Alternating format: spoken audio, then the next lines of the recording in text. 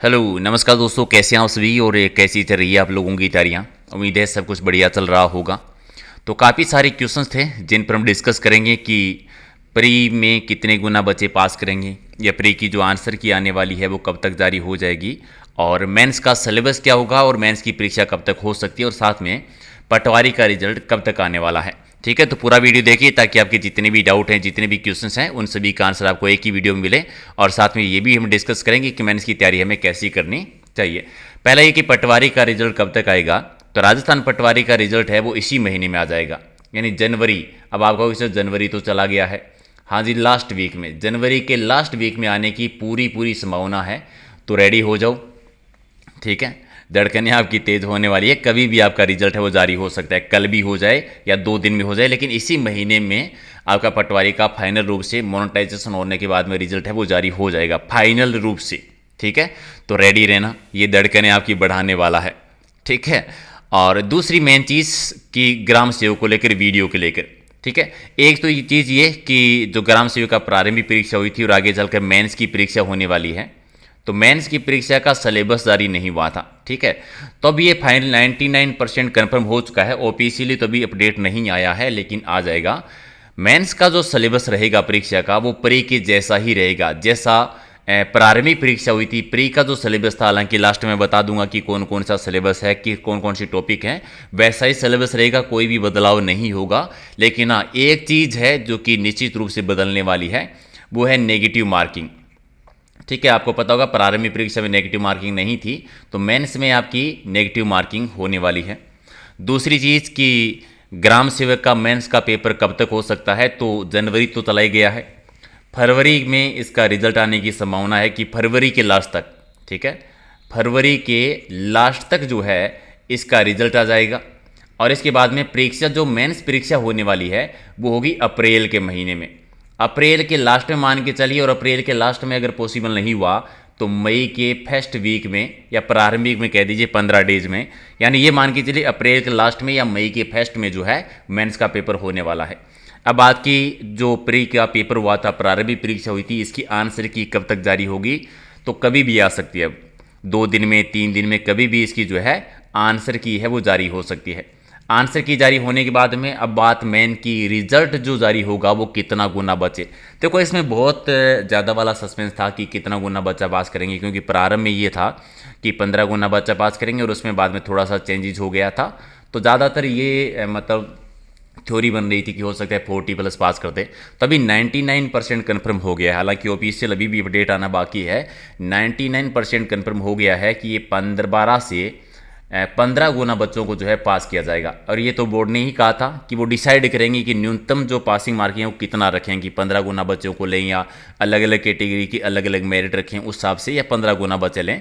तो मान के चलिए 12 से 15 गुना बच्चे जो हैं वो प्री में पास करेंगे, और प्री का रिजल्ट जो है वो फरवरी के लास्ट तक जो है वो जारी कर दिया जाएगा। ठीक है, तो याद रखना, वीडियो के प्री परिणाम में 12 से 15 गुना बच्चों को आधार निकाला जाएगा, और ग्राम विकास तैयारी का सिलेबस जो है वो पहले वाला यथावत ही रहने वाला है। अब सिलेबस आपको पता ही है कि प्री का क्या था, उसी के अकॉर्डिंग आपको तैयारी करनी है। लेकिन मेन चीज़ थोड़ा सा जो आपको नोट करना है वो ये है कि अगर प्री के सिलेबस में किसी भी प्रकार का बदलाव नहीं होता है, ठीक है, तो आपको आर्ट, कल्चर, जियोग्राफी, इनके तो चलिए इतिहास है, साइंस करती है, भारत का भूगोल जो था उसके बारे में, इको के बारे में और करंट अफेयर के बारे में तो आपको पता था कि क्या पढ़ना है और कितना पढ़ना है। मुसीबत जो थी वो थी 3-4 चीज़ों को लेकर, वो थी जिनका सिर्फ सिलेबस का नाम लिखा हुआ था।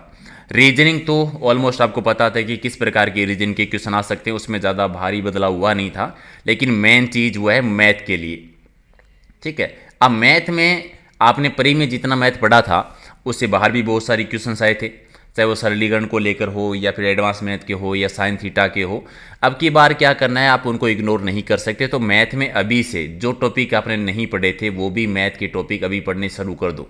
ठीक है, अगर आपको ज़्यादा नहीं कर सकते तो कम से कम बेसिक कॉन्सेप्ट आपका मैथ का कवर तो होना ही होना चाहिए। जैसे साइन थीटा वाले क्वेश्चन आए थे तो ज़्यादा हार्ड नहीं थे, अगर बेसिक कॉन्सेप्ट अगर आपका तैयार था तो उसमें आप कर सकते थे।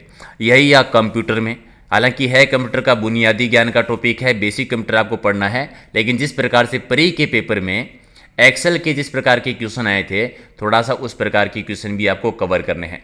अब बहुत सारे बच्चों के क्वेश्चन है कि उस प्रकार के क्वेश्चन जो नॉर्मल आपने बुक लेके आए हुए हो, चाहे आपने लेक्से की ली हो, राय की ली हो या चेटेक की ली हो, कोई भी बुक ली हो, उसमें कंप्यूटर को इतना हाई लेवल पर नहीं दिया हुआ है।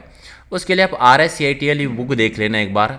मैं तो ये तो नहीं कहूँगा कि पूरा पढ़ लेना, टाइम है तो पूरा पढ़िए, लेकिन एक दो टॉपिक वहाँ से कवर कर लीजिएगा, ठीक है। और वैसे ही बाकी की चीज़ें, चाहे वो हिंदी को लेकर हो, ठीक है, या फिर रीजनिंग को लेकर हो, तो थोड़ा सा प्री में तैयारी की थी, उसे थोड़ा आगे बढ़कर तैयारी करनी है हमें, ताकि उसी लेवल पे तैयारी कर पाएँ।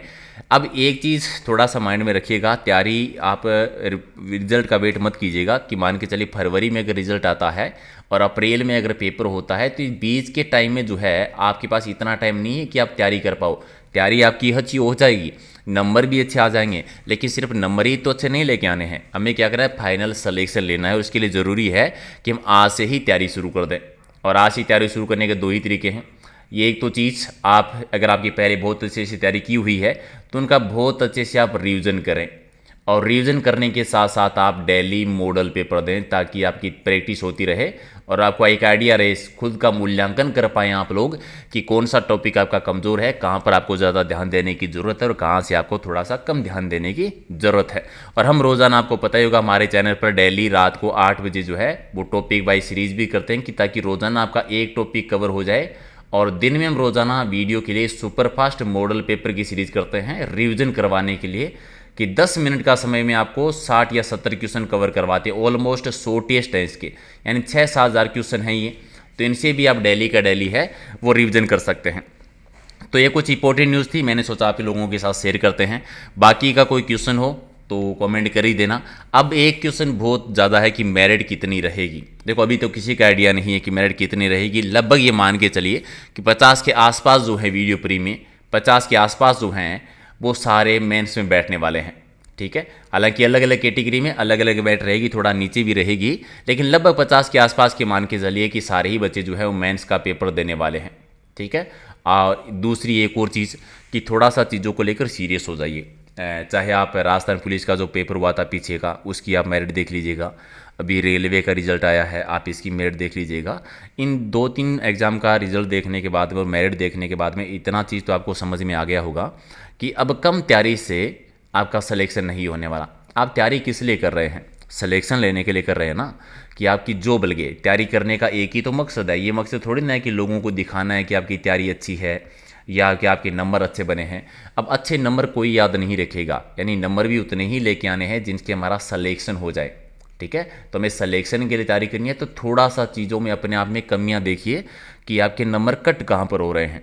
आपकी तैयारी बहुत अच्छी है, बहुत लंबे टाइम से तैयारी कर रहे हैं, मुझे पता है, लेकिन अभी खुद का मूल्यांकन करने का समय है, क्योंकि आप नंबर तभी बढ़ा पाओगे जब आपको पता होगा कि आपके नंबर कट कहाँ रहे। एग्जाम्पल के तौर पर मान के चलिए कि आपने 100 क्वेश्चन का एक मॉडल पेपर दिया, ठीक है, और आपके मॉडल पेपर में 70 क्वेश्चन नंबर आए। आपने एक और 100 का दिया, उसमें भी आपके 70 नंबर आए। आपने एक और दिया 100 का, उसमें आपके 71 नंबर आए। अब आपको इतना तो पता है कि 70 नंबर की आपकी तैयारी है, 70 के आसपास, आपका 69 हो सकता है, 72 है।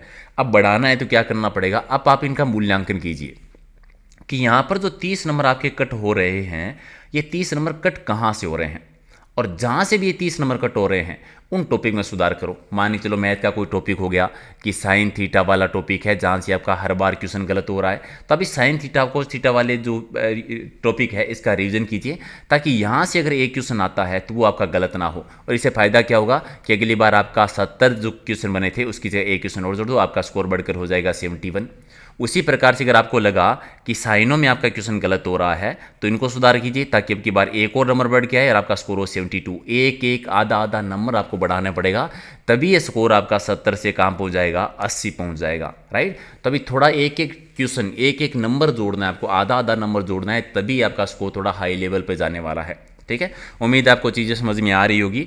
अब टाइम पास करने वाला समय नहीं बचा है, सरकारी नौकरी पानी है तो। बाकी का तो देखिए सरकार भर्तियाँ निकालती रहेगी लेट सेट, आप फॉर्म भरते रहेंगे, पेपर होता रहेगा, रिजल्ट आता रहेगा, लेकिन हमारा मकसद जो है वो है सिलेक्शन लेना, और इसके लिए थोड़ा सा अच्छे से तैयारी करनी है, खुद को परखना है, खुद में देखना है कि कहाँ नंबर कट हो रहे हैं। दूसरा क्या कर रहा है उसका तनाव लेना छोड़ दीजिए, अब आपका समय आ गया है, क्योंकि सरकारी नौकरी सच में ही उतना आसान नहीं रहा। मुश्किल नहीं है, तैयारी करने वाले के लिए, मेहनत करने वाले के लिए मुश्किल नहीं है, लेकिन उतना आसान नहीं है कि थोड़ा बहुत पढ़ा और पेपर देने चले गए कि क्या पता हो जाए। वो क्या पता हो जाए वाले मामला नहीं रहा है अभी, ठीक है।